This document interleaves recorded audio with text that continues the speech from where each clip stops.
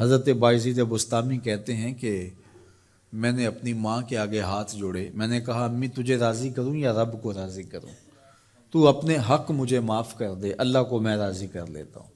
ماں نے کہا جاؤ پتر میں اجازت دیتی ہوں۔ گئے جنگلوں میں ذکر و فکر میں لگے رہے، تنہائی میں اس کو یاد کرتے رہے، دن رات ذکر کے چراغ روشن رکھے۔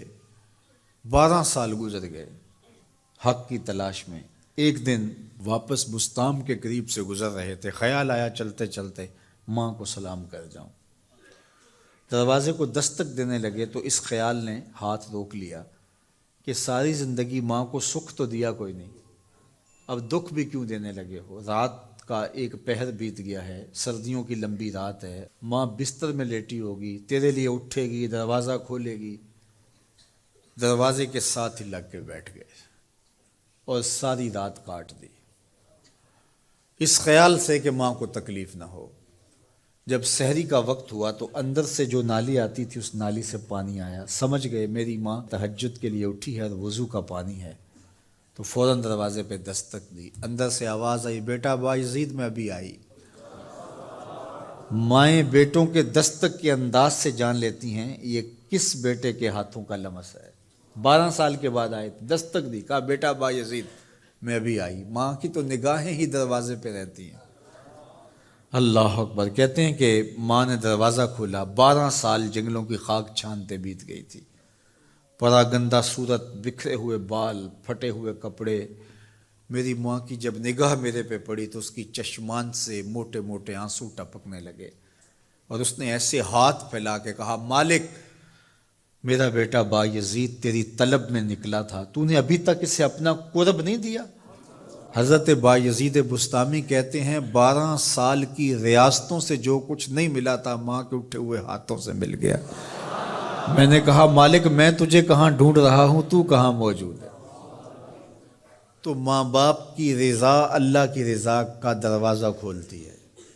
جن لوگوں کے ماں باپ ناراض ہیں اور وہ جا کے پیر صاحب کی خدمت کرتے ہیں، اور میاں ماں کے قدم چومو، باپ کی ٹانگیں دباؤ، ان کی خدمت کرو، تمہارے پہلے مرشد وہ ہیں، ان کو راضی کرو، پھر کسی شیخ کامل کی صحبت میں آنا، دیکھو کیسے دل کی بند کھڑکیاں کھلتی ہیں۔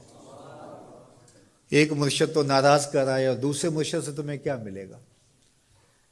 تو راستہ یہیں سے کھلے گا۔ والدین کو کبھی ناراض نہ کرو، والدین کو کبھی دکھ نہ دو، والدین کو کبھی تکلیف نہ پہنچاؤ، اور والدین کو بھی چاہیے کہ اپنی اولاد کو اپنا نافرمان نہ بنائے۔ ایک بزرگ فرماتے ہیں کہ مجھے برابر 30 سال ہو گئے ہیں کہ میں اپنی اولاد کو کوئی حکم ہی نہیں دیا، کوئی حکم نہیں دیا۔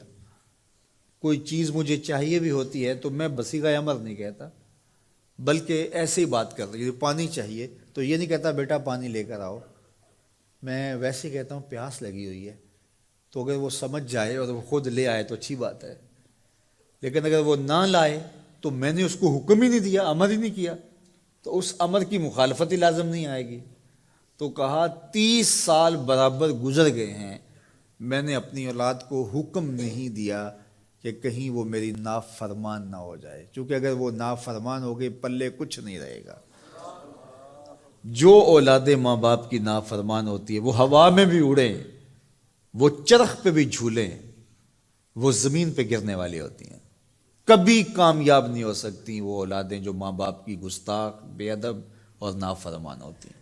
وہی اولادیں سرخرو، کامیاب اور کامگار اور بامراد ہوتی ہیں جو ماں باپ کی خدمت کرتی ہیں، ماں باپ کی دعائیں لیتی ہیں۔ وہ ایک بچہ ماں باپ کے پاؤں دبا رہا تھا، تو ایک بچہ ایک بر اعظم میں، دوسرا دوسرے بر اعظم میں، تیسرا تیسرے بر اعظم میں بڑے بڑے کاروبار کر رہا تھا۔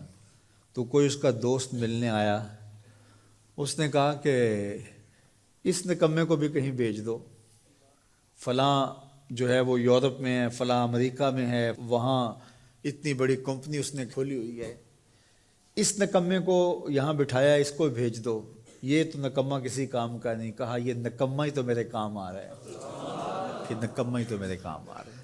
تو اولاد خوش نصیب ہے کہ اپنے ماں باپ کی خدمت کرے اور ان کے ساتھ حسن سلوک کرے۔